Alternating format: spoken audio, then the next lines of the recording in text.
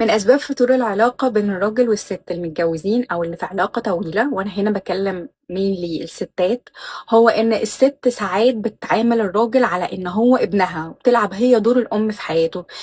أكلت شربت قلعت لبست خدت الفيتامينز بتاعك، بتتعامل معاه زي عيالها بالظبط. وده بيخلي الانجذاب بينهم هما الاتنين بيفضل يقل لحد لما بينعدم. الراجل اوريدي عنده مامته، عنده 30 سنة، عنده 40 سنة، فهو مش محتاج حد في حياته، شريكة في حياته تشوفه أكل وشرب وقلع ولبس وتحضر له هدوم التمرين. محتاج شريكة ينجذب إليها. قانون التضاد هنا ما بيكونش شغال كويس، وقانون التضاد ده قانون كوني سواء انت حبيته او ما حبيتهوش او مؤمن بيه او غير مؤمن بيه. وفي الوقت ده بينعدم الجاذبية بين الراجل والست. ليه بقى ساعات الراجل في الوقت ده بيدور على بنات تكون اصغر من شريكته في السن؟ عشان في الوقت ده الست اللي بتبقى في حياته او البنت اللي بتبقى في حياته بتعاملهوش على إن هي مامته، بالعكس هو بيكون مسؤول عنها.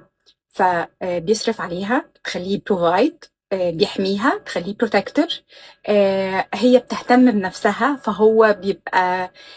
احنا عند الرجاله كلهم عندهم الهانتنج من ايام، اللي هو الصيد من ايام رجل الكهف، ده موجود في النيتشر بتاعتهم.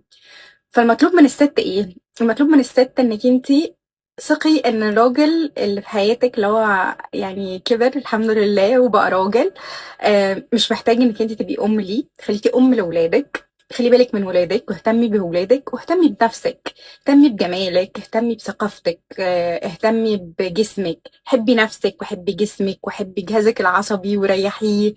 وحاولي ان انتي تبقي في اعلى طاقة انوثة ليكي. خلي الراجل يحاول ان هو يجذب اهتمامك، وحاولي ان انتي تخليه يصرف، لان الراجل لما بيصرف كمان بيحس برجولته وانتي بتحسي بانوثتك اكتر، انتوا الاتنين هتبقوا مبسوطين.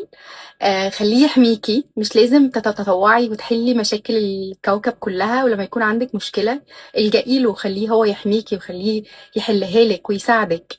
آه، ما تتطوعيش وتلبسي البنطلون وتقولي انك انتي مستقلة وتعملي كل حاجة، لانه في الاخر مش هتنجح. العلاقة اللي بتكون بالشكل ده هي علاقة غير طبيعية، وفي معظم الأوقات الرجالة بتخون، وفي بعض من الأوقات الرجالة بتنفصل وبتحصل حاجات مش كويسة.